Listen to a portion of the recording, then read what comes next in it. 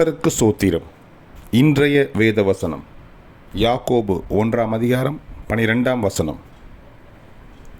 சோதனையை சகிக்கிற மனுஷன் பாக்கியவான், அவன் உத்தமன் என்று விளங்கின பின்பு கர்த்தர் தம்மிடத்தில் அன்பு கூறுகிறவர்களுக்கு வாக்குத்தத்தம் பண்ணின ஜீவ கிரீடத்தை பெறுவான். ஆமென். யாக்கோபு 1:12.